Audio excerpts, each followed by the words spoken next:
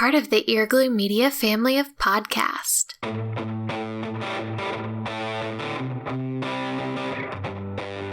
You're listening to the Cantina Cast,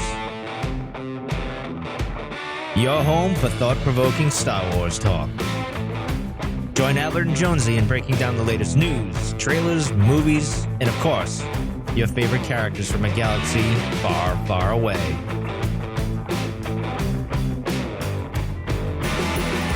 We are back, and this is episode 298, the Mandalorian trailer breakdown and B&W exit Star Wars. I think that's the name of the title I'm going with. I don't know. It is a mouthful, man. Yeah, well, it's one of our, I think it's the longest title we've ever had, but, you know, and I shortened the names to B&W, not even, you know, whatever. But anyway, I'm your host, Mike, well, your former host, your old host, coming back, filling in for Albert, who is off on, I don't know, finding Sasquatch or something. I don't know what he's doing. He's out in the woods somewhere. But he will be inspiring the minds of tomorrow's leaders. Well, that's what he likes to say. Really, yeah, that's what he tells us. Really, he's just, you know, camping. That's it. But anyway, making s'mores. But anyway, it's me, Mike, and of course, Jonesy's here. Jonesy, how the hell are you? Are you ready to get into this? This is we got a little announcement to make, but first, how are you, sir? Yeah, doing well, man. Yeah, a lot of news this week, a lot of interesting things to talk about, and of course, we got a new trailer. So always exciting when we get new material. Well, new-ish. I got to be honest. I'm glad the trailer had a lot of new stuff where, I mean, it had some good stuff, but I'm glad it was kind of recycling of some of the old stuff so we can talk about all this news because we got a lot of news. So it'll be a news / I guess, Mandalorian show. So, but anyway, speaking of the Mandalorian, we have a new show coming out. And I'm sure there's other podcasts with a similar name of this said show, which will be Mando Monday, which is going to be hosted by yours truly. Yet again, I've officially, I guess, come out of retirement. I don't know. I'm a little loosey-goosey with my retirement. But didn't see that coming. Yeah, well, I think I kind of said that at Celebration that I would kind of do something. But anyway, this show has been kind of a work in progress since then. This will be coming out on November 18th, the first episode. Actually, the first two, because I think the premiere is November 12th, and then that Friday, they're going to do episode 2. So I'll record 2 episodes, and you'll have that for November 8th. Anyway, but these episodes will be like 10 to 15 minutes each, not that long. It's kind of like a YouTube-ish kind of, you know, vibe to it. No commercials, though, to interrupt you. So that'll be good. Anyway, it'll be on the Cantina. Didn't even charge you a premium for it. Yeah, exactly. And I won't. Yeah, exactly. It'll be on the Cantina Cast feed. And hopefully you guys enjoy the show. A lot of the future of the show will depend on if you guys liked it. If you like me, maybe you'll want someone else to do it. I don't know. We'll find out. But anyway, let's get into. I guess we'll get into more of that another time. But anyway, let's get into Ewan McGregor first, who lied about Obi-Wan. Well, listen. First off, when he said it, going back in history, I remember we were talking about this many times on the Cantina Cast, and this is like the best, worst kept secret ever. We all knew this was happening, and yet, you know, I get what he's saying. He couldn't say anything. He had to lie. He couldn't blatantly just, you know what I mean? He had to lie. That's just the way it is. Right. That just proves there's a lot of NDAs going on all over the place. But anyway, I don't have a problem with that he lied or anything like that. I don't know why everyone was in such an uproar, Jonesy. What do you think? What's your take on this craziness? Maybe let's let Ewan speak for himself here for a moment. We'll read the quote because I think it's the way he framed it up, I think, is why you should give him the benefit of the doubt. So, quote, "It's awkward because the studios and the franchises, they want to keep everything totally secret, of course, which I understand. But as the person being asked over and over and over again, are you? Would you do it again? Would you do it again? And I'm already talking to them about it, but I can't say that I am. So for 4 years, I was saying, well, I'd be happy to do it again I'm just waiting for the call. It was embarrassing." And then he goes on a little bit more to say, "It wasn't always going to be a series, not initially. When we first started talking about it, that wasn't really in the cards, but everything has changed so much, so quickly. It's really exciting that it is now. I'm really into the idea to be able to tell the story over several hours instead of just one hit. I think it's going to be quite cool." End quote. All right. Well, so I think when you take that first part in particular, right? Yeah. This is what these guys live. I mean, this isn't unique to Star Wars. It's not unique to Marvel. It's just generally what happens. You have an idea, and especially when you have something that's really popular, you have an idea and you don't quite know if you're going to be able to bring this to life. And there's such enthusiasm for Ewan McGregor as Obi-Wan Kenobi that you can understand that the pressure that he's under. And I guarantee you, these people would love to just tell you everything. You see this when we were at Celebration, right? We saw this with the Mandalorian panel. We see it with the Rise of Skywalker panel. We've seen it with previous movies as well. We saw it with the prequels even. When these guys are on stage, you kind of feel bad for them because they know. Yeah, they know so much, but they can't say anything because of all of the NDAs they've described. They want to keep the movie a secret. They know how sensitive people are to spoilers or how quickly things can catch fire on the internet and within the fandom. And you kind of empathize with them in that way, or I guess more sympathize. But you feel kind of bad. And the backlash against Ewan McGregor should not exist. It's not relevant. It shouldn't even exist. Like, first off, I go back to those episodes where we broke that down when every time he mentioned it and stuff. Read the body language. That's the only thing I can say is you could just, this grin on his face and his eyes twinkling, so to speak. You could tell he was like, something's up. So, give Ewan a pass. It's one of those things of like, of course I would love to do this. Of course I would like to do these things. Yeah, I'd love the paycheck. Of course I would love to. Right. Well, and of course we're talking about it, right? And I think we've talked about this a number of times. Lucasfilm has all options on the table, especially these days, right? Yeah. Solo didn't do well financially, even though we thought the movie was enjoyable enough. Yeah. It didn't do well financially. You've got some potential missteps depending on who you talk to with some of the movies or the direct. Well, but even like the directors, the uncertainty. There's been a lot of. Yeah, we'll get into that soon. Yeah, we'll get to that soon. But yeah, go ahead, continue. Yeah, there's so many things that are kind of working against you. Headwinds, if you will. That you just have to say that everything is on the table, and this is something that was front and center. And I happen to agree. The reason why I wanted to read that last part with you, McGregor, I think this is a much better format than a movie might be. Because I agree with him. Go ahead. I agree with him. I'm like, I would rather see this have the time to develop and take the character over maybe, potentially a couple of different arcs to really get a better idea of what all is going on in this time frame.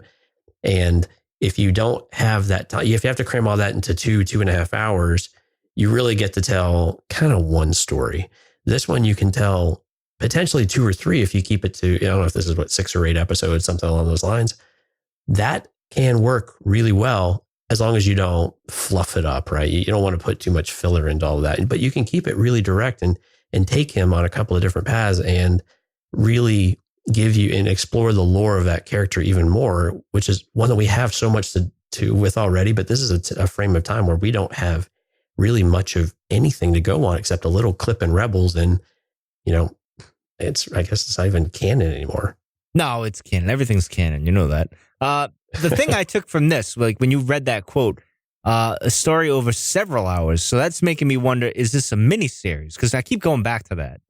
Is it a miniseries? Right. Is that... Now, I kind of agree with him where it worked out. I mean, in a sense, you could say Solo's financial woes works out here with Disney Plus, with The Mandalorian, and especially Obi-Wan here, because I think... The beauty that I loved about Solo is all the Easter eggs and fan service we got, like all the things that we would understand. Like the general audience would be like, what? Huh?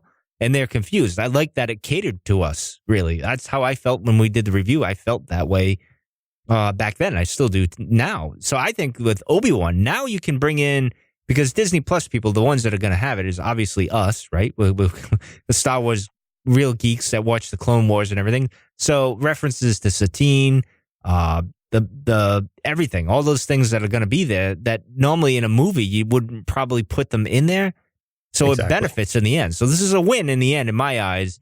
I don't know how many seasons you really can do. So this is why I always go back to the miniseries. So this is where it gets, I guess my one concern is here. Like, how long are you going to do this? Because you can't, there's a shelf life for this one. I think 3 seasons is probably good. 4, you can maybe stretch it, but let's not go too crazy, right? I'm on the other end of the spectrum, man. Oh, really? I'm like 1 season and done. Oh, really? Like, keep this to all right. Well, then that's technically a mini-series, right? I guess you could say. It is. Yeah. Yeah. But let's think practically for a minute, and then we'll get into what you would actually talk about. Practically, Ewan McGregor is a pretty high-priced actor, right? Now, there's a lot of money being thrown at TV series with Netflix, and we know that The Mandalorian's got quite the budget as well, but they don't really have a lot of top tier, I guess, your A class type of actors that command a big thing. But, Ewan McGregor's still a very popular name. And of course, Dr. Sleep is coming out right now and it's getting very positive reviews and a lot of buzz about that. So clearly he has a draw to him. And I think that's why, just practically, having more than one season or more than a miniseries seems pretty difficult to get on board with. When I think about it more from a story, though, I still only want like one season. I just don't want to belabor that. This is a dangerous time. Well, this is where I get nervous. Yeah, exactly. Yeah, because you could tell, right? Could you end up telling the same type of story over and you just kind of beat the horse over 2 or 3 seasons where you just don't need that? If you just told a shorter, smaller story, or you jump around a little bit, maybe you jump forward through some time so you're not stuck in a 2-month or 1 year period. You're able to move around a little bit within these, let's just call it 8 episodes for argument's sake. Within 8 episodes, would you be able to give him that breadth and be able to see him evolve to wherever he needs to be, rather than draw it out, put in filler episodes? Filler episodes will be the death of a series like this because people will check out. And when you're paying a premium service, and Netflix has seen this too. You have some really good episodes, especially the ones up front. And all of a sudden you start bogging it down because you want to fill it out. And the whole thing just takes a crap and it starts to lose that specialness to it, right? Correct. Yeah. Oh, I definitely agree with you on that. So I don't know. I will see. I think it's going to be at least 2.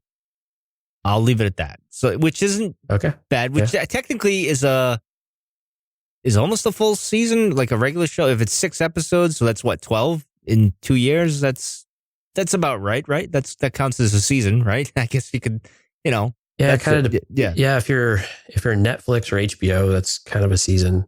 Yeah. If you're network TV, it's like 20 something episodes, but which we don't definitely do not want that. No. Yeah. Not in a season. I mean, overall in the life, maybe that's where we want to go, but definitely not that. But anyway.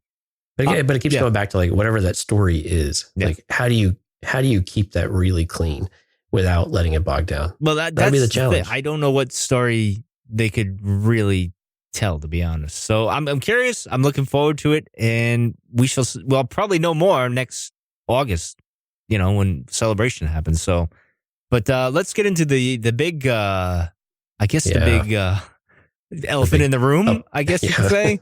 The Game of Thrones creators, David Benioff and D.B. Weiss, are no longer writing, producing, or going to do any Star Wars movies, which is not surprising. Because didn't we mention this a few weeks ago when I was on? You and I had said, well, we didn't hear about Cassian Andor. Things have gone pretty quiet. Yeah, and then things were quiet with that. Well, at least we're right on one of them, right? I guess we could say.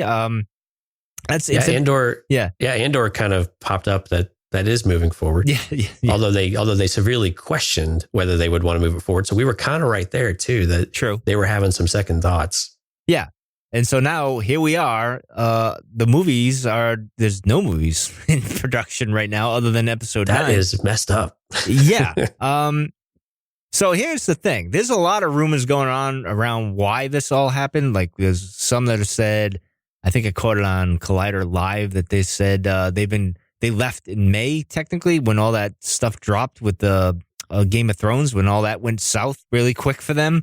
And I guess then there was the comments of them saying they just kind of winged it the first season that they did that, which you definitely don't. If you're Kathleen and Bob, I don't know who's doing what these days over there, but whoever made the call there and said, well, all right, well, we've already had the backlash with The Last Jedi, and we've had several, and this is where the blame gets with Kathleen. With me is that there's been several debacles with producers, writers, and directors over the last 6 years. And this is another one of them, but here she is. Yeah. If you hire them. So the blame goes on you. You're the head honcho. So this is what happens. You get blamed for all of it. It's just like me when we screw up on EGM, it's all on me. And believe me that I've done that. So, with this, it's like, all right, you hire them. You thought they were going to be the it guy, because this is the thing everybody kind of says is you hire these it people like Ryan, then Trevorrow and this and that, and then and Lord and Miller, and then you get rid of them because it's not working the way you want. So I don't know, Jonesy. What are your thoughts on them leaving? First off, I'll say this before we get into your thoughts, sir. I don't mean to cut you off before you even get to say anything, which isn't really cutting you off. But I never was really a big fan of Game of Thrones. Now, the stuff that I've watched, I was never really impressed with. I know people are rolling their eyes at me and stuff, but it's the dialogue. I never thought the dialogue was all that great. It seemed juvenile high school type stuff, if I could talk. And I know Star Wars has some wooden dialogue and it's iffy at times, but it had charm to it. I don't know. So to me, I just thought, all right, it doesn't really fit in. I'm not sure if I'm on board with these guys. I'll give them a shot, but I'm not sure. I don't know. But anyway, what are your thoughts on this initial stuff? What do you think? Yeah, a few things here. So the comments that they had made where they were winging it, they had no experience and things like that when they went into the Game of Thrones. I get if that makes people nervous or makes it feel like they didn't deserve it in the first place. I understand that position, but we're beyond that. We're several years past all of that. And now you can look at their body of work and judge whether or not you like what they do. Right. So do I like what they've produced? Were they able to tell a story? Were they able to adapt a book for television? And were they able to complete that story? Now, it fizzled a little bit at the end. I think I was talking about this a little bit with the Dan Stads tonight, where, again, I still believe that they cut that season short and that crippled the season and really damaged their ability to tell a story correctly. Well, it looked like they were mailing it in. But go ahead. Yeah. Well, I mean, yeah, you never know like this. You never quite know what's going on behind the scenes. But you can't really hold all that other stuff against them. Someone gave them an opportunity. However they got the opportunity, what did they do with it? Here's what we know. Game of Thrones was exceptionally popular all the way until the very end. Mm-hmm. All the way to the very end. HBO had people subscribing in droves to watch this. You could not go to work. You could not go anywhere without knowing someone that was watching this show. Now, whether you enjoy sex position, which I think has become a trend with your pay TV, right? Of your Netflix style of shows, your HBO style of shows, your Showtimes, they have these adult content, these adult shows that have a lot of gratuitous stuff to it, but they're still very popular. And I think it's probably some of the gratuitous stuff that's drawing the attention, but it would draw me in. Yeah, right. You're not alone, I guess, but there's a lot more to it that you figure that people are, because you're getting men and women, you're getting different age groups that are all excited about it. So clearly they did something right. They captured people. They either captured the spirit of the book or they took it and made it their own. And they made the updates that they needed to bring it to the screen and really get people in. I watched all of season 1. I think I watched did I get through season 2 or 3? I stopped watching for a while because it was just exhausting to watch everybody die all the time. Spoiler alert, a lot of people die in that movie or that show. But, it's just one of those things that was still really engaging, but I couldn't turn my brain off at the end of the day because I was like, I can't believe they killed that person. Like Sean Bean, man. Rest in peace, brother. Anyway, but those are the things that you can't keep holding against them in that regard. Now, what we can talk about is conflicts of projects, right? And so overlapping of projects. So the official quote that came from all of this, especially from Benioff and Weiss, is that they love Star Wars, they love everything about it. They're just not able to dedicate their time to Star Wars and do justice to both that franchise as well as their Netflix projects. I'm paraphrasing greatly from what they released as their official statement. Right. So quote unquote, regretfully stepping away. So I've got a couple comments about that. Okay. Because quite honestly, why do you step away from Star Wars to do really some potentially unknown Netflix project? That seems backwards to me. Does that not seem a little backwards to you? Well, yeah, because one, if you're thinking that they are fans and, this is a lifetime, is Star Wars lost its luster where it's not really a lifetime, kind of a thing where it's like, oh, this is my dream. Like here. Okay. Yeah. Compare it to what Jon Favreau's doing.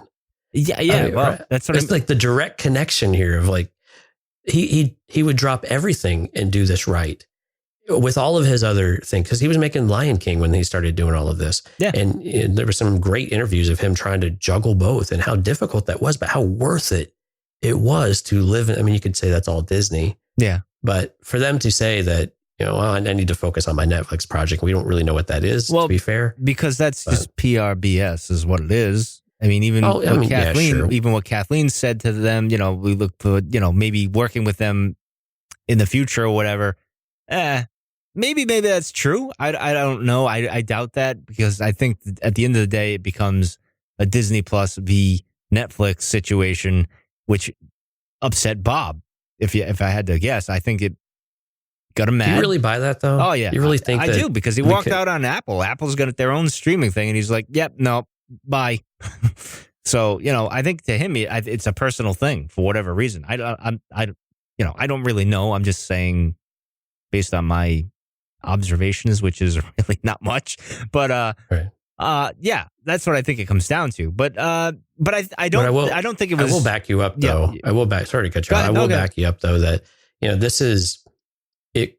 We've had so many of these changes with the movies, and now with potential. I don't know, just all the changes. And I'm not going to go and blame Kathleen Kennedy, because she's got an exceptionally challenging job to put all this together and to get it right and to protect the branding and protect the franchise and to support Disney's objectives as well, right? There's a balance in all of that. But it is very concerning with the amount of change that we have seen after something has been publicly announced, and then announcing things publicly and then them falling away. I have not seen this scale of change and uncertainty, and quite honestly, just now with vacancy. Yeah, I don't remember. I can't recall a time. We've seen this with franchises before, but perhaps not one this publicly popular, and this that has so many people who would just so eagerly attack it to wanted to do something with it, and we've had so much churn, and that's really. It's frustrating as a fan, because now we don't know what's going to happen besides what we see on Netflix, or not Netflix, goodness gracious, on Disney Plus. But do we have confidence of what they can, whatever they announce is actually going to happen, much less can they deliver on what they say they're going to do? And that's the really difficult part as a fan right now. And I think for us, I think you, me, and Albert agree, at least on this level, of if we don't have this confidence in you that you're going to deliver on what you say you're going to deliver, it's really difficult to stay super engaged with whatever you come out and announce that you're going to do, because are you really going to deliver it? Well, which goes to Kathleen at the end of the day for Lucasfilm.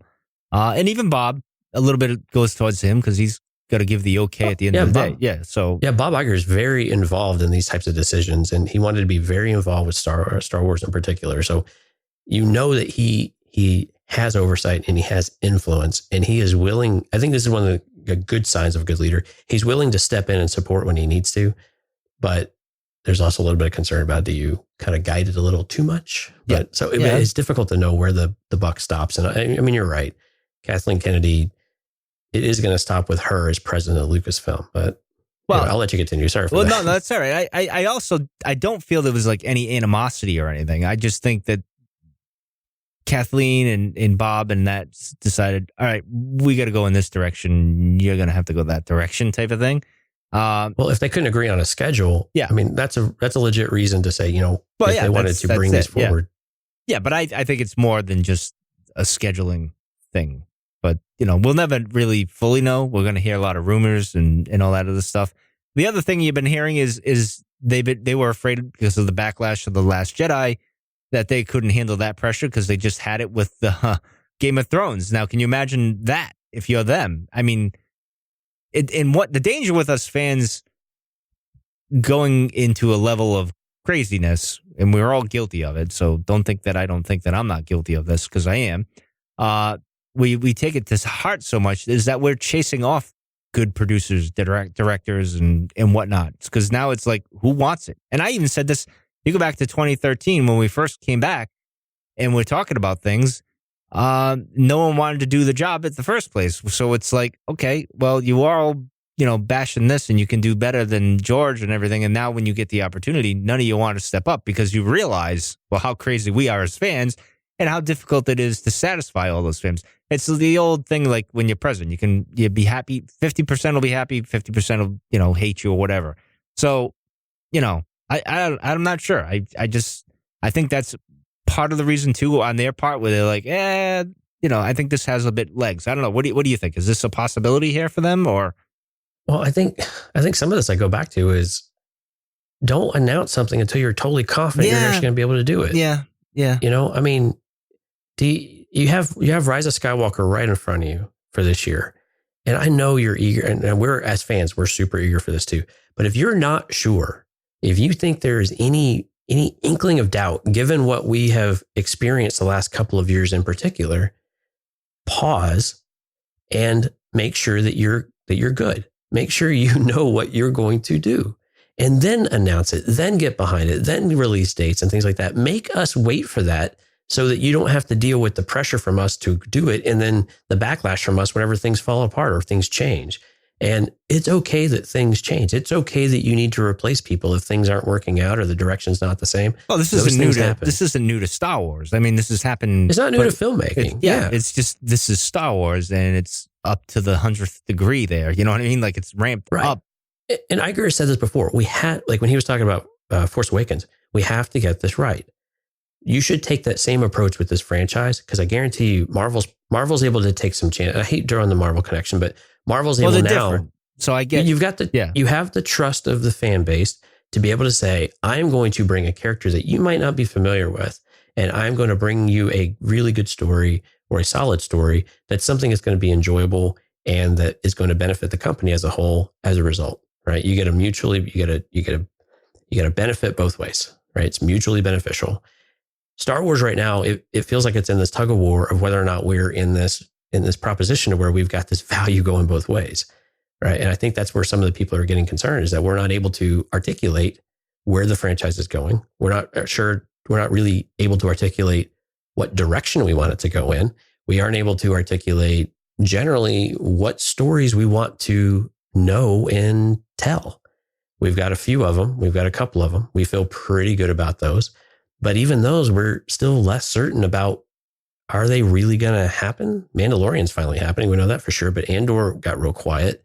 Kenobi has taken a different turn. Yeah. So do we have the confidence in it? And do we have the confidence in Disney and in Lucasfilm to be able to articulate what they want to do?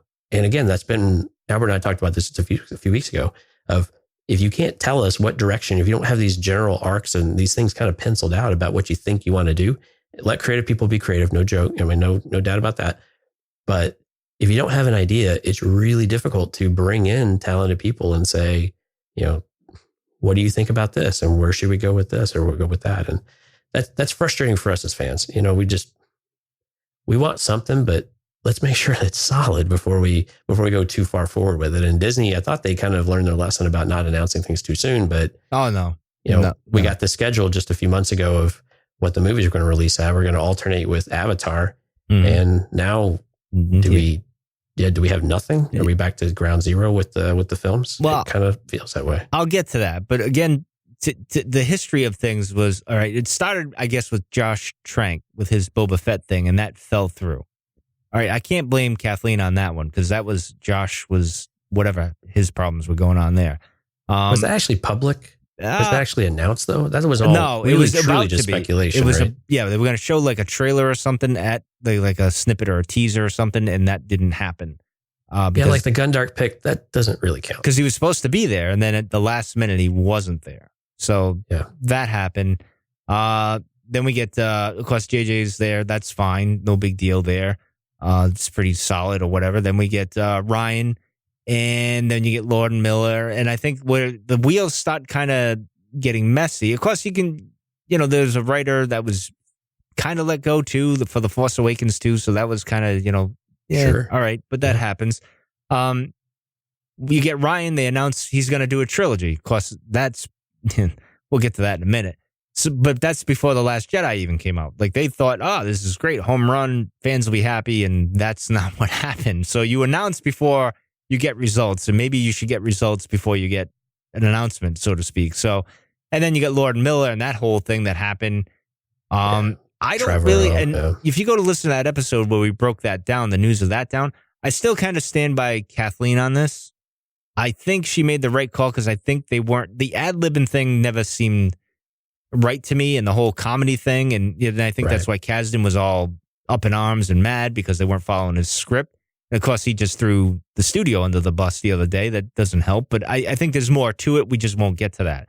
So I can't really blame Kathleen on that. The Trevorrow thing, I don't know what the deal was, because everything that I hear about what he had in his vision of what he wanted to do sounded pretty darn good. But again, she fired. So the hiring, the firing, the announcements, then not announcing, kind of brush it under the rug, and then it just so happened to mention when The Mandalorian comes out. Oh, by the way, they're not going to be doing anything anymore. It's all. I mean, it rests on your shoulders, Kathleen. Unfortunately, you're the CEO, and I know you can take it. You're a CEO, you can deal with it. But I mean, come on, the like you said, the confidence in where you're going and what direction is wavering quite a bit. It's like me as a Dolphins fan. Like my confidence is completely shot with them. So, right. The two. You're not making any promises. Yeah, exactly. And I don't even have any faith that we'll have a GM that'll get all these number one picks that we have racked up. You know what I mean? So I'll leave it at that. But anyway, as far as movies going, I think the direction they're going in now is all focused on Disney Plus, which, okay, that's good. But the problem being is Star Wars is supposed to be seen on the big screen. That's what Star Wars is. That's the heart of Star Wars, is to wow you and all that other stuff. And here we're going on more of the TV stuff, which I'm fine with. Don't get me wrong. I like the small screen stuff, but right. It should be seen on the big screen. Well, and small screen Star Wars is still really expensive. Well, yes, it is. What's the estimate for Mandalorian? That they spent about $120 million on season 1? Yeah, I think so. And that season 2 it'll be a big chunk of change when you consider the movies are being made for what, like $250? Yeah. So, yeah, big chunk of money. So what's next though? What do we got coming next? No films? Well, to that point though, I mean, Iger still believes in it when in his book, he was talking about Disney Plus and how it will cannibalize certain parts of the business, but they still very much believe in movies and releasing them theatrically, not just to Disney Plus. And I think that's an important thing to reiterate to people, is that, and to your point, movies are something still very special. Going to the movies and seeing something in the theater still feels like something special. We could argue that maybe it feels less special than it used to, but I'm with you. Seeing movies like the Marvel movies, Avengers, Star Wars, these types of films on the big screen, it is very difficult to replicate that without a ton of money. Right? Yeah, exactly. To be able to that environment of going to the movie, going with your friends, doing whatever kind of theater you're going to, whatever that experience is for you, that is still very unique. And it's something I don't think anybody wants to lose. I know I don't want to lose it. I don't want direct to TV and spending $50 on a movie to download it right away and watch it at home. I still want to go out. It's coming whether you want it or not. But I agree with you. Maybe. No, it'll come. It'll happen. But it's still an experience. But true. Yeah. What's the come though? Man, that's a difficult question. I mean, here's the thing. So do we think Ryan Johnson's movies are going to happen ever? Nope. Sorry. It's not happening. Difficult. It's with the comments made lately, it's difficult to. He keeps going wishy-washy back and forth, but it ain't happening. And it's like he's waiting for the phone to ring. Yeah, it's not ringing. Bob's telling Kathleen, don't call him, is what's happening there, in my opinion. Well, let me pose this to you. Yeah, go ahead. Well, let me pose this to you. So, maybe they could happen, but maybe they a little more. We talked about this in Discord the other day. If you want to talk to us on Discord, earglymedia.com/Discord. We were talking a little bit back then, saying that maybe we just need a little bit more time. And especially if we get Rise of Skywalker and we see how this works out. And if it does work positively, maybe that is back on the table. And right now they've just kind of shelved it, if you will. They just kind of put a pin in it, right? Mm-hmm. So they just paused it to see how it happens. And this is why I think this is a good move if that's the case. This may have been my argument in Discord. So anyway, you have the time, you take the time to see what happens before you start making knee-jerk reactions. See what happens and then enact your plan. Even if you got the plan working, that's fine. But pause and see what the reaction is and see if that's really the direction that you are committed to going based on the support you have from the fan base and quite honestly, financially, right? Last Jedi still did a ton of money, $1.3 billion, right? So clearly people still liked it in some way, or they were really interested in whatever kind of mess they thought it was. And they like watching the train wreck. Whichever side of the fence you're on. True. It made a ton of money still. Not as much as Force Awakens. But well, I think what hurts Ryan, and I've said this when we did the reviews of, we talked about The Last Jedi. I think he could do a good Star Wars story. I just think he told a poor Skywalker saga story. Although that's a whole other debate if it's the Skywalker saga anymore or whatever it really is. We'll find out with episode 9.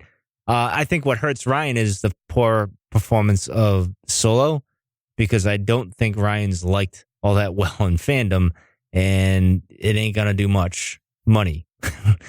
So now, Solo has really. I agree with you. I think Solo has really scared them. Yeah, scared Disney and Lucasfilm quite a bit. Yeah, and now they're very gun shy on really committing to really anything big right now. I firmly believe that is true. And that's not a bad thing to take a breath, because maybe you say, all right, if Ryan's developing this thing, it's on the shelf for now, but maybe it becomes a Disney Plus thing. And maybe that's not a bad thing, especially for Ryan. You don't want him to do something and it fail and then, his career's ruined. I wouldn't want to see someone's career ruined. I mean, people make mistakes or whatever. Even with Ewan, people are giving him flack for things or about the series or whatever. I mean, not Ewan, but, we started this show. We were horrible at first. Oh, the Bernie and Weiss there, B&W there. They were winging it the first year. We winged it the first year we did this. Come on, man. That's the way you get experience. Are you comparing Star Wars to the Cantina Cast? Always. I am always. I'm like the George Lucas of Star Wars podcasting. But anyway. Almost the same thing. Yeah, almost. Definitely in the parking lot of the baseball field. Yes. Probably going to go with $4 billion difference, but hey. Well, give or take $100. Yeah, there we go. All right. So my biggest question to you is, all right, so if that's all the case, and the big theater blockbuster thing they have left, depending on what happens with 9, is will we see an episode 10? I know they say the sagas are going to end, but I've heard that tune before. So I don't believe you. And even Mark Hamill tweeted, kind of the same thing as I am here. They'll be back in like 6 years, maybe 7, I think. That's just my thoughts. What are your thoughts? And then we'll get into The Mandalorian. Yeah, I mean, Weird Al foretold this, forever ago in one of his songs. We'll be making these movies till I'm old and gray. And, it's quite possible we might not live to see the end of the saga. I don't know. Some of this depends on where episode 9 goes and how they really leave it. Yeah. And whether or not you really feel like there's something more you want to know. After Return of the Jedi, we still were kind of curious what happened afterwards. I think that really is. I think that's it was a mistake on our part. I think it's supported because you saw the popularity of the expanded universe. Yeah. Right. So all of the New Jedi Order, there was clearly a path that they wanted to take with all of that, and that was laid out in front of them of rebuilding the Order, and there were interesting stories. And I think generally those were pretty good stories. I enjoyed most of them. I mean, a little too drawn out in some cases, as usual. But so Jedi, it just depends on where we leave this off and whether or not you see a path forward of saying, well, okay, so if Rey survives, let's just assume Rey survives. What do we see? Are we interested enough to see what she might do afterwards to where this would, open up the door for more content? And whether or not these actors are interested in that, I mean, 6 or 7 years from now, they might be. But that's what I mean. I think you got to have some time go by and then be like, all right, we'll do it. That type of thing. I don't know. Will it be on the table? Yeah. Everything is on the table. I think it's always on the table. And it always will be, because that's just the way it is. Unless they decide in 6 years, we're going to remake the whole trilogy again. Yeah. It's like opening the Disney vault. Last time you're ever going to buy this video. No, that's not true. You may have to wait a while, but it's coming back. Yeah, of course. In a new platinum edition, diamond edition. We're going to come up with new gemstones for editions of Blu-rays here pretty soon. Oh, geez. All right. Well, we'll leave the drama for now. This is more to come on all of this at some point. I'm sure we'll have maybe on CAD, we'll do something again and talk about this stuff. But we're going to move on to The Mandalorian, which is what you all want to hear about and talk about. It's what I want to talk about. So we got the trailer. It wasn't as exciting as the first one. Agreed. It didn't. I mean, there was some new interesting things, but nothing that overwhelmed me. To me, like I said to you last time I was on the show, can we just get to it? Like, I just want, and my daughter keeps asking me how many weeks till or how many days till not Netflix, Disney Plus coming out. And I keep telling her, 11 days or whatever it is now. And so she's excited. I just want to get to it. So this trailer, she kind of liked it. She wasn't too impressed. It's like, I think everyone else was like, all right, it looks good, but we need to get on with the show, so to speak. But what were your thoughts? The same as mine, or what? Well, yeah, I think the thing that really surprised me, I guess we'll start with this. What surprised me was that tonally, this felt very different from everything else we had before. Before the teaser trailers and what we saw at Celebration had this very Western kind of vibe to it, very, Old West gunslinger type of thing. This one, while it had the visuals, just the way I felt watching it, and maybe it was some of the music. I liked the music, but it was just so different from what we had previously that I was I got confused almost as to what I was watching. Actually, and whether or not I liked it at some point. I was like, am I watching the same stuff? The visuals are consistent, but it just, something feels different all of a sudden. And that's not to say I'm not excited for it. It's just something felt very different as I was watching this. Well, what I got was something that Mr. Filoni goes to quite often. And you can see it in the trailer is, okay, we see the siege of, I'm going to guess here that we see the siege of Mandalore, and he's with his parents, and he becomes an orphan. Then he becomes, he's this mysterious bounty hunter who ends up teaming up with these people, and it becomes this ragtag group that help people and become good. So it's the A-Team? Yeah, well, exactly. Okay. Well, that's what Rebels was. The A-Team premise. The Rebels is, and that's what Resistance is. That's what he goes back to all the time. Now, it's not a bad formula. Don't get me wrong. It works, right? It worked in the original trilogy. It worked even in the prequels. So, I don't mind going to the well often, but for this particular thing with the Mandalorian, at least for a season, or even two, I want him to be a very complicated, dark, mysterious kind of guy. And, you get that whole feeling of like, is he going to kill him or is he not going to kill him? Like he's a very gray kind of thing. And I don't know if we're going to get that. But that's just my assumptions based on what I saw.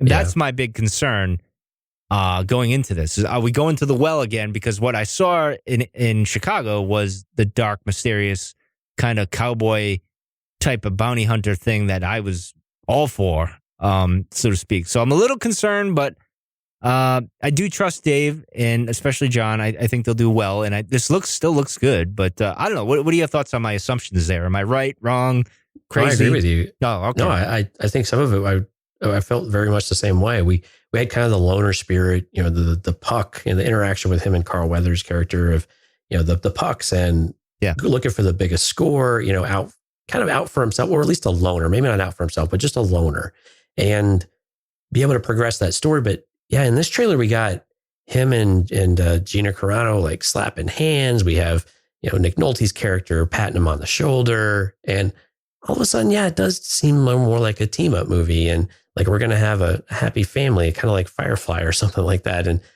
I just, it just felt different. And I don't mind those things, but I'm with you. I hope that we get a number of episodes where it takes a while to get to that type of team environment, to where we at least have the journey of saying, I've got many episodes, maybe not just a few or several, but I've got several works, I guess. I've got several episodes where it takes him time to get over that. And there are reasons why he decides that this is not a bad idea, right? We have other examples of bounty hunters teaming up, right? We saw that in Clone Wars, especially. But how do we get this there and to make sure that it feels, because it is the Mandalorian. It's not the Mandalorian and team. So how do we make sure that it still focuses on the Mandalorian and truly his story, and all these other characters help support that story? That's the part that I'm getting a little, it's not washing away, but it's getting a little watered down for me right now to see how they all fit. And granted, we haven't seen a lick of this in any kind of context. And quite honestly, the dialogue on this was one of the things that really threw me for a loop, because it's such a spliced together piece of dialogue for the entire trailer. Yeah. I think for a trailer, it kind of worked okay, but we have heard a lot of this dialogue back at Celebration, and it was not in this context, and it was in very different context. It was more or less in one seating as well, in one sitting, but in very different. And to me, I was disappointed in that regard. I apologize. I'm not really trying to be negative about it, but this goes back to the confidence issue we had, just a little while ago when we were talking. Like, all right, are you going to deliver because the past is making me a little shaky here. So that's where it's leading. Yeah, go ahead. No, that's a good point. So, I mean, when you've presented it one way and then you start presenting it a different way, and I get it. They do this all the time for trailers, right? They move things around. They shake them up. You can tell they're not the same dialogue because maybe the audio levels are slightly different or the tone or whatever it might be. I get it. I'm not blind to all of that. But I also know just from a storytelling perspective of what we saw an entire scene, right? We know the entire scene. And that is probably still in place in some regard. And it just felt to have that kind of carved up and moved around a little bit. It just didn't strike the same chord with me. It wasn't bad. It just didn't strike the same chord with me. It didn't get that level of enthusiasm up that I was hoping for from a quote unquote kind of final full trailer before we launch. A lot of action. So that was pretty exciting. Well, I got to be honest. It's very much like the Rise of Skywalker trailer that we got. Like, it was a lot of action. I think it made a little more sense than The Last Jedi. The Last Jedi, the Rise of Skywalker. Like, but this it was again like, all right, what did I just watch really? Because the dialogue does throw you off, especially like they're waiting for you outside. And he says, yeah, good. That's probably the stormtroopers. It's not, or, the guy's stormtroopers, like he doesn't care or whatever. So, it's hard to say. And then the complicated profession, I don't know. Is it really complicated? So you get a bounty. Let's read these. Yeah, go ahead. Yeah, let's read these 3 lines real quick so we get everybody the context. So Werner Herzog, who of course sounds fantastic reading anything, right? So the first 3 lines of dialogue we hear is the world more peaceful since the revolution, which cool, checkbox. That sounds awesome. Love it. He's being kind of snarky there. He's being a little bit of a jerk in his tone. I like it. Yeah. It is a shame that your people suffered. Okay.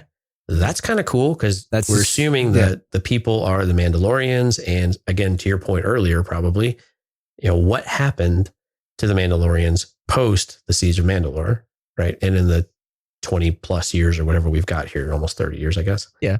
So what did we miss there? But then you get into the jarring comment. But bounty hunting is a complicated profession. I don't understand how that fits with the 2 previous lines of dialogue. Yeah, it's like, okay, and it's not complicated. You give me a bounty, I go get the bounty. What makes it complicated is the other bounty hunters going for the said bounty. That's where things get watered down. So and we know that scene. We have seen the scene where he has that quote. And he walks out. It doesn't have anything to do with what we just heard. It has a completely different flavor. So that's kind of where I'm coming from. You didn't see that, then he says this and you're like, okay, but that really doesn't fit with. Yeah, you're right. So is that confusing or does that get, I'm kind of curious for the folks who haven't seen the celebration. Is he trying to get into his conscience where he's saying like, are they trying to portray like, all right, this guy's getting into his conscience because his people suffered and maybe he's got to go out and hunt one of his own, like the Mandalorian or something. And, maybe he might have second thoughts. And, he's like, well, this is complicated because you got to go off and do something that you really don't want to do for money. Right. So that may be what they were trying to portray in the that's not what happens from what we know of that line. But maybe that's, where he was trying to go in the trailer. But anyway, go ahead. Continue, sir. No, that's just the inconsistent of what we know, I think is what's I'm having a harder time getting with. And that's why I'm really curious. So the folks who have not seen the celebration footage, reach out to us and give us your take on the trailer and the dialogue, because I'm really curious how you felt about the dialogue and whether or not it, I guess, got you interested or excited, or maybe more so or less so. But then also, did it make sense? Like, as you went through the whole string of dialogue, there's about 8 lines right before the Mandalorian speaks himself. Did it all seem like it was along the same trajectory, that same path, or did it feel like very pieced together and you had a hard time getting your arms around what he was actually talking about? I mean, some things are pretty common themes, right? They said you were coming. They said you're the best in the parsec. Would you agree? Okay, no big deal. But holistically, did it all really feel like it was seamless and that was telling kind of the same arc? Or is it just because I'm jaded because I know exactly some of the scenes here because we saw it several months ago? It could be. It could be. I don't know. And even, okay, I get the end. I'll stop dwelling on this stuff. No, I mean, I know we can get into some of the scenes if we want. Yeah, we will. I know they really wanted to just get him to say, yeah, good. They wanted us to hear his voice, which works for me. Yeah, I liked hearing him speak really for the first time. That's the first time we've heard him? Yeah. No, we've heard him one other time. We did? Well, we heard him in the celebration footage, definitely, because they were talking back and forth. That's right. Yeah, that's true. We did. I'm trying to remember if we heard the good before. No, but that's sliced in with him fighting the Clatoonies there, the Clatoon or whatever the hell they are. Because then they show him in that same kind of background with the rifle there. So I'm assuming that's what it was. But we'll start with the first interesting scene, which was, I want to say, this is the Mandalorian and what's his face's character there, the piglet guy there. What's his character name? Nick Nolte? Yeah, Nick Nolte's guy. I don't know, Cooley? The character is Kuim, something like that. Yeah, they're riding these short dewbacks or something like that. That's very, that just screams Star Wars when I saw it. So that was cool. That wasn't bad. Right. And then we got across the fight scene. Now, this was an image I was curious when we got it, because we saw was it Entertainment Weekly or whatever, they had the pictures of them, and we thought they were Trandosians, but apparently they're this other species. I don't know. I'm still on the fence about that, but that's what they say. But I don't know. It looks... So explain why they look a little bit different, right? Yeah, exactly. Like the face looks different. I can see it, but I can also see the other way. I don't know why it's throwing me off. Maybe the lighting, I don't know. But in any case, the scene is all speeded up, so you don't see the flaws that we were seeing. And we mentioned that when we were looking at the footage of the pictures that time. We said, well, it's going to be a little staged. Yeah, it was staged. It'll be set up a little bit different. It's nice to see him using the rifle, though. That was pretty cool. That was pretty badass. I like that. Yeah, he's got the electricity shooting off the end of it. Yeah, that's pretty neat. That was cool. And he's got the piece together armor right now. Well, here's the thing, because I know this is the thing with you, the armor. Because I think starts out... I think I'm getting on board where this is going. But go ahead. He's going to start out shiny, but end up tattered, bruised, and battered, and all that other stuff. That's how I think they're going to... I saw it the other way around. Oh, did you? I thought maybe we would... Yeah. So where I'm kind of seeing maybe this is going, because we see him come out with a brand new shiny outfit, deflecting shots, which was pretty badass, actually. Beskar, man. I kind of viewed it as that we'll get to those scenes, but I viewed it as he would be, he's kind of getting by and he's got this cobbled together armor. And then whenever he does a score, maybe he gets the Beskar and he's able to actually craft a true Beskar armor set. That's a possibility. So I viewed it kind of going the other direction. Well, we're going to find out in a week or so. So right. We'll see where he starts. I think he starts that way, then ends up, or he loses his shiny armor and then has to piece things together and, that's what it is. That's always possible too. But the other shot we got here is the carbon freezing thing.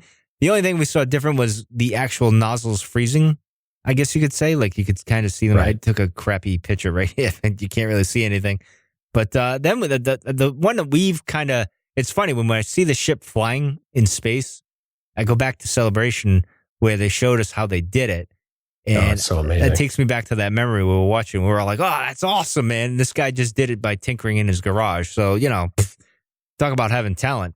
I don't know. What is your thoughts on the ship real quick? If you got any, because I'm not sure if I'm a big fan of it, to be honest. It's like a giant pod racer, to be honest. But I don't know. What do you think? Yeah, I was about to say, it does feel very prequel inspired. I don't have a problem with it, though. I think it's okay. Yeah. I think it's different. I think it feels Star Warsy enough.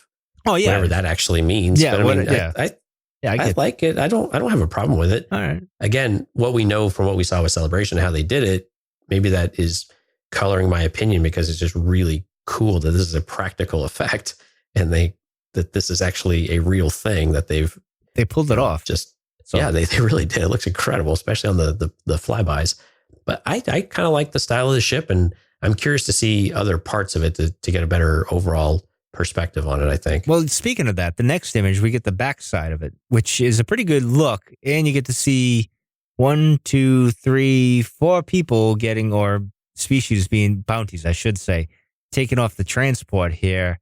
And I even said the first day, are those Trandosians? And then I looked at the feet. I'm like, oh, no. This got to be the guy working on the dock or something like that, because that's certainly not the case. I don't know what that ship looks like, a U-wing, but I don't think it is in the background there. But tough to say. Yeah, it's hard to say, but I think it's pretty cool. I mean, I don't know. It's good to see carbonite kind of make a comeback, Yeah, though, and Vader it's still in use. And, yeah, Vader was very innovative. Of course, he did that in the Clone Wars too. They did that.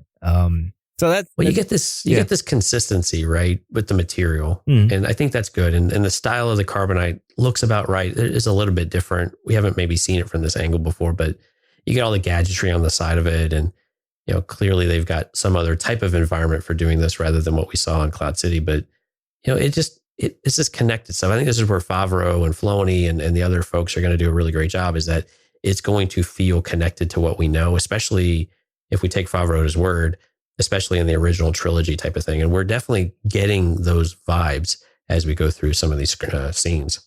And then the other one was him walking into, I guess, a cantina or a bar or club or something. The only thing that stood up. Yeah, this is where I wanted to ask you a question, Mike. So you're a fan of the cantina, right? I am. Clearly, you've got a cantina cash show. Yeah. But the atmosphere and the kind of imagination that it captured, when you look in this scene, does it kind of give you that same type of feeling and that same kind of inspiration that you had from A New Hope?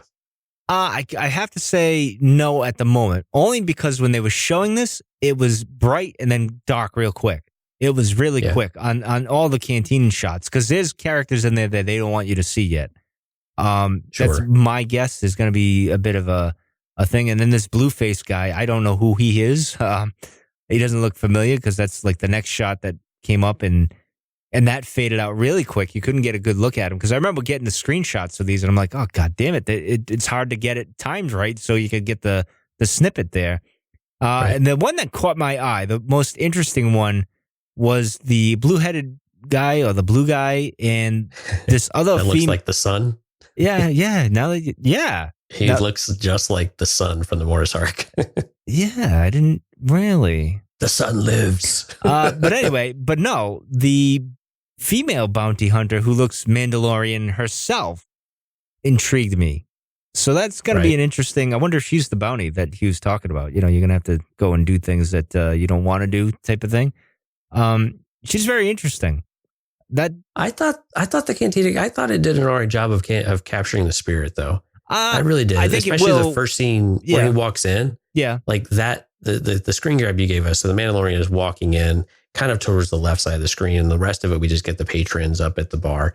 And I think from that perspective, the environment that they created and some of the different types of aliens, if you will, throughout it, I thought they did a pretty good job. I really did kind of capture the same type of vibe that we enjoyed so much in A New Hope. Maybe not quite as robustly, but we'll have to see what the reality of the whole scene is when he goes in, and what we see as we pan around a bit, because we're going to get little snippets here and there of these characters and these little moments that are probably going to mirror very closely what we had in the cantina, even from a shot composition type of perspective. I'm not saying it won't. I think it will when I see it. It's just I was so focused on capturing other people, like that I needed to. Like I was focused on that. I wasn't right. I didn't shut my brain off when I should have. I'll save that for the show, and I think it will deliver. I'll leave it at that. But one shot that I like, this is one of two that I recall, where he gets shot with his shiny armor here. Deflected. It deflects the Beskar there. That's a beautiful thing. So you may be right in your theory, because maybe initially we show that his armor's kind of crappy, and then he gets this fancy armor and he's blocking shots off his thing, and it's pretty badass. And by the way, that whole scene where he walks out of, I guess, the cantina, and he takes out a trooper, the trooper shoots at him, he takes out another one, then he kicks one. It's pretty badass. So I'm looking forward to the action, what they were capable of pulling off. I'm sure you got excited over the armor blocking everything. Oh, absolutely. This is something in the Legends material that we had heard so much about. Beskar was the toughest armor out there. Yep. And to finally, it's almost surprising. I don't know if we have seen, even animated, where we have seen the armor really protect someone or take damage. Yeah, I don't have know. We? I don't, because even with all of the Mandalorians in the Clone Wars, it seemed like they still took a lot of shots. I'm trying to remember. It's been a while since I'll have to ask. I'm thinking Rebels. I'm sorry, not Clone Wars, but Rebels. I'll have to ask Morgan, the Clone Wars expert of the house, if that's true. I'll have to find out. Of course, we could do a Clone Wars marathon soon, so maybe we'll find out. And then, of course, we got this image of baby Palpatine, as I like to call him, with the robes. Well, it looked like the Revenge of the Sith robes there, the red robes. And, the red ones. Yeah, so, but I assume this is him as a boy and something, I don't know who he's reaching out to.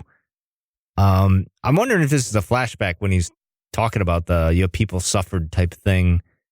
But picture a little boy, and then you're led to believe it's looking up at the gunship from the Clone Wars, just flying by, in Revenge of the Sith, by the way, the droid gunship, which was cool, because if you look real quick, it goes by really quick and you don't see it, but those red eyes there kind of give it away. So I'm assuming this is... Well, the big flat circle, you can kind of make it out. Well, it's quick when you watch it. I mean, we can make it here, but when you watch it in real time, it's pretty quick.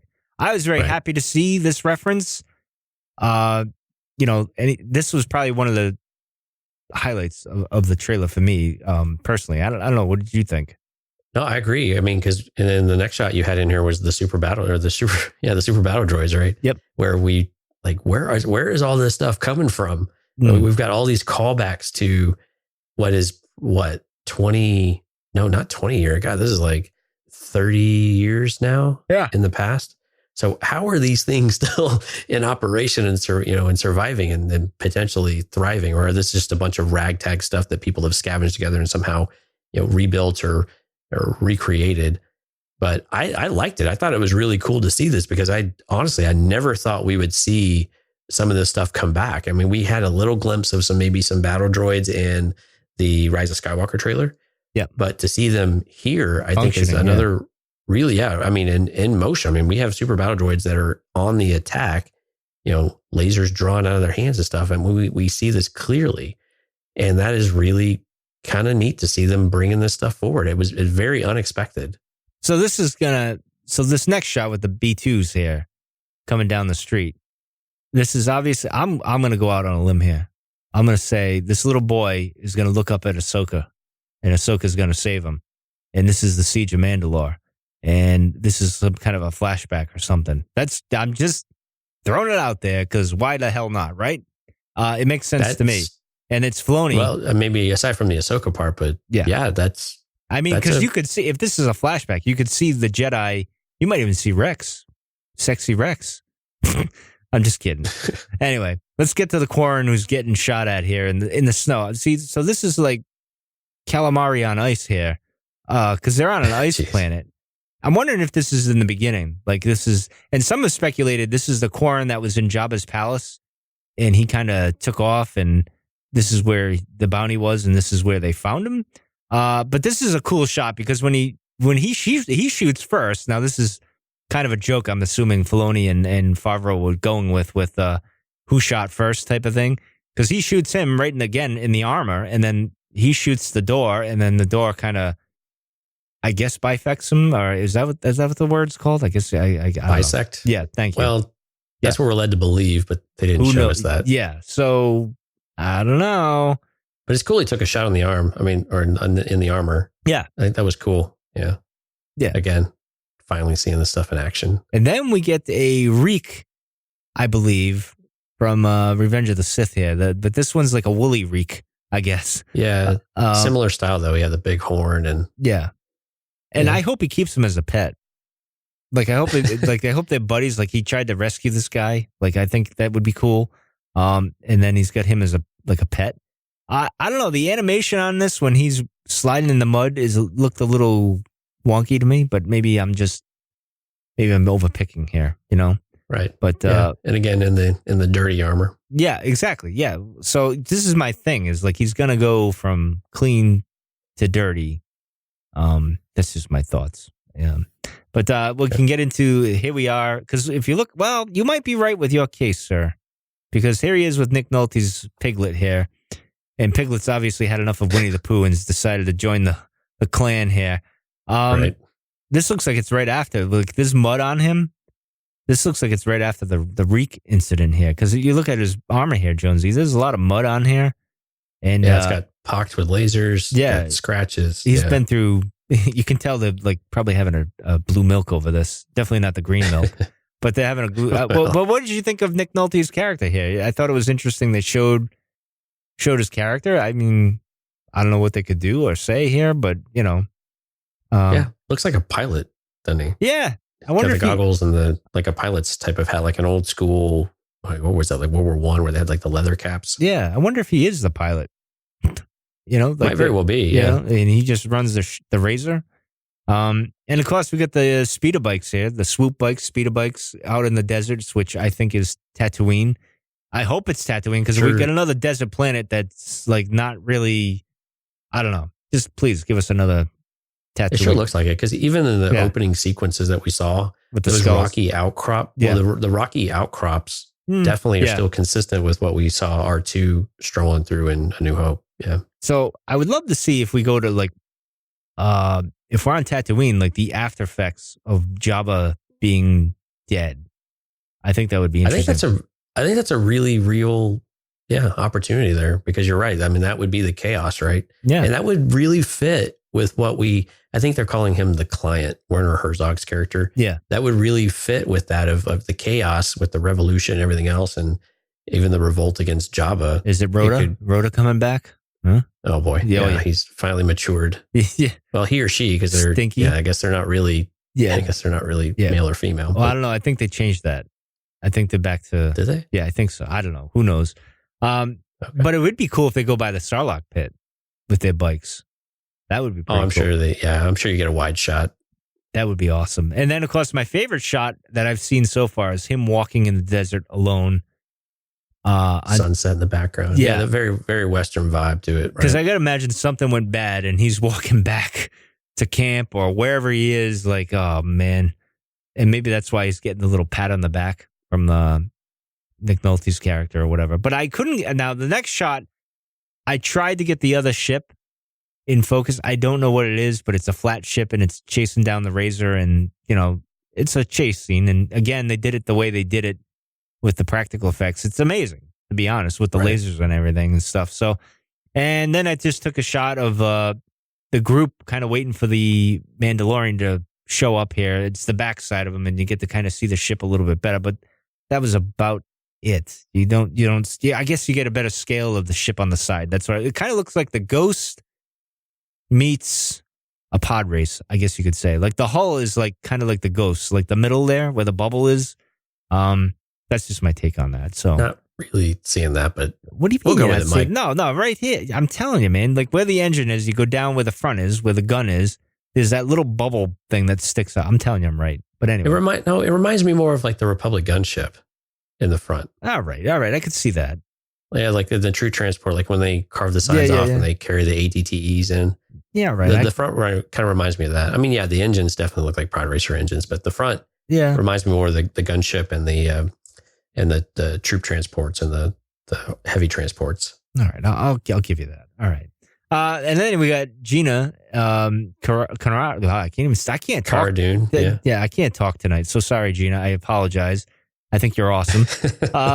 And Cara Dune, I look forward to her character. But they're doing the old, we're together with like the A-team here kind of handshake. So I'm assuming they're old friends somehow. But then again, we saw that footage where they were fighting each other. So I don't know. I kind of feel like this one's probably towards the end of the season, maybe. And if that's the case, he's wearing shiny armor. Just saying. It all fits. Yeah. We're all connected. But then we get another. Yeah, I know. Then we get another shot of him walking again. The man that walks alone does a lot of walking. I don't know if this is the desert. This looks like it's where the Reek is, and I don't know if he's carrying something with him, like he's holding, like he's dragging a body or he's something. Yeah, it's tough to say. Yeah, it seems like there's something to his right side there. Yeah. And then we got the helmet sex thing that you coined earlier with the lovely lady who I think is either his sister or his wife, and he goes back to the village, and that's where Gina is, her character, Cara Dune is as well, and that's why he does the the handshake or whatever. So I don't know. What are your thoughts on the? Well, it's interesting. This character has a name. Her name is Omera. And she's reaching up and appears to be taking the helmet off. I think he grabs her hands and says, "Don't you dare, baby." That's my take. That's what I think. Yeah. Go ahead. I'm going to agree with you to an extent on that one. Okay. He probably doesn't let her, but I don't know about the Lando quote. But sometimes Lando comes out. I can't help it. But go ahead. But yeah, I mean, I believe we've seen her in the previous trailer where it seems like they're under siege, right? Her and a small child. Mm-hmm. And maybe he's intervening here. But again, is this more flashback-ish or early, or is this towards something after when he's got because he's in the shiny armor, looking sharp. I mean, clearly all the ladies want him. Clearly. Yeah. I mean, it looks like it does look like she's trying to remove the helmet. So we'll have to see if he actually allows that to happen. Because I'm with you. I don't really want to see his face. Maybe at the very end of season 1, but I want to keep that mystery for a while. That could be right here. I don't mind if he has his helmet off, but we see the back of his head, like Vader, like back in the day, Empire type stuff, the little tease, maybe. But we'll see. And then, of course, we got Gina and Cara Dune here getting into a shootout here. Yeah, with that giant gun. Yeah. Looking cool as all hell. And then we got Bill Burr, who, I got to be honest, I'm envious of his weaponry because he's got 2 pistols and he's got one that flies out of his back and shoots as well. I need to get those things, as Rocket would say. I'm looking forward to Bill Burr's character. I don't know if he's a good guy, bad guy, bounty. I assume he's like a bounty hunter guy.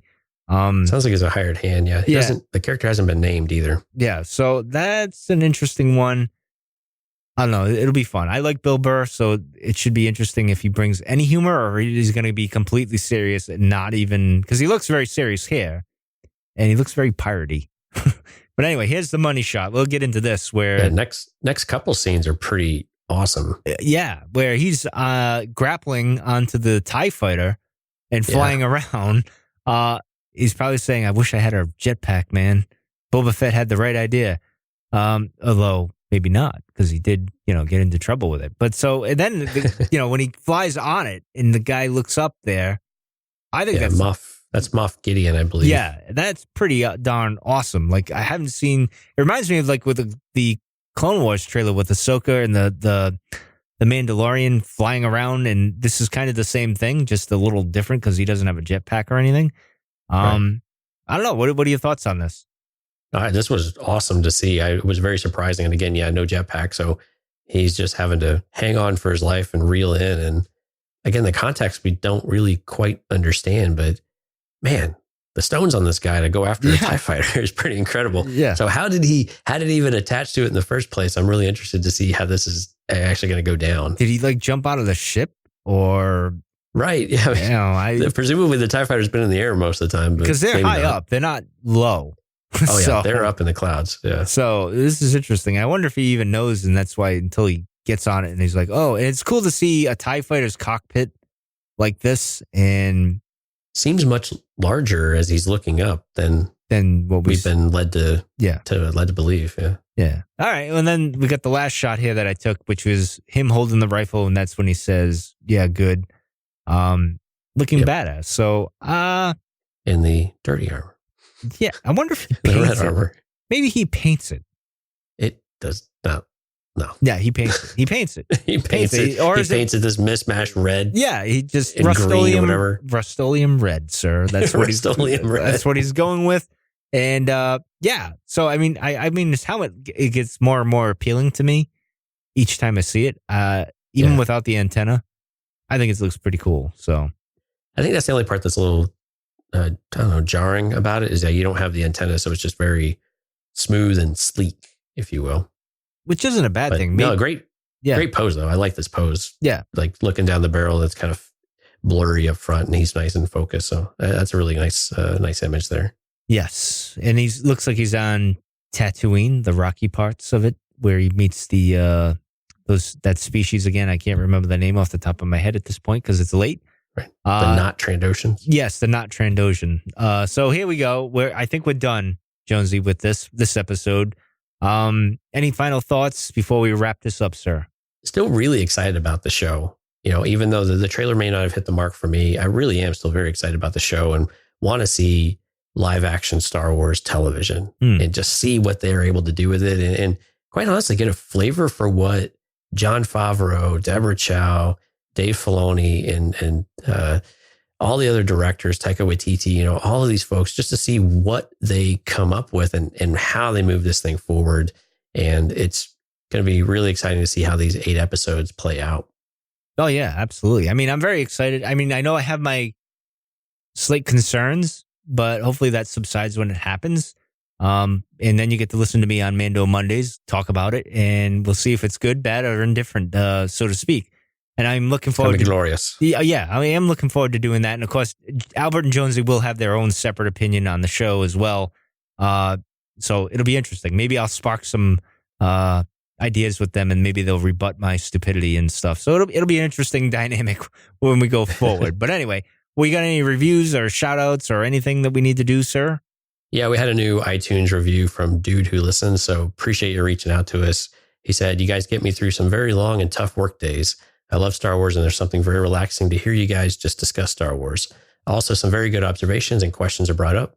Love the show, and there's plenty of great things in the backlog of the show." So yeah, Dude Who Listens, thank you so much for the review. We certainly appreciate it. And you're right, there's a lot of great content in the back catalog.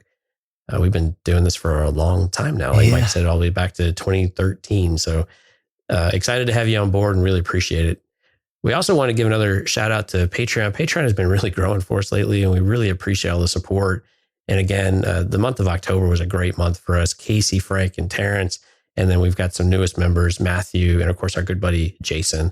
So we just want to say a sincere thank you for feeling like we were worth chucking a couple nickels at. And hopefully you're enjoying the content that we've got over there. And as Mike has alluded to in a note to Patreon members just recently, we do have plenty of things planned. So you guys are going to get your $1, $2, $5 worth of content. And hopefully you'll enjoy some of that and give us some feedback about what you're thinking about what we're doing. And with that, we are out of here, sir. We have used up all our time because now I got to go. Our editor is going to kill us. Yes, he's very grumpy right as we speak because we've gone over. But anyway, that's the show, and we will see you guys next week. Well, Albert will see you next week with Jonesy, and maybe he can tell you a good campfire story too or something. I don't know. But anyway, we're out of here. Later.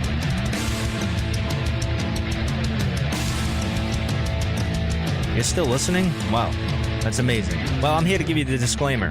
Normally we do a big, long, drawn-out disclaimer thing saying what's what and who's what and all that other stuff, but I think you guys kind of know that Lucasfilm and Disney have no affiliation with us at all, and we have none with them.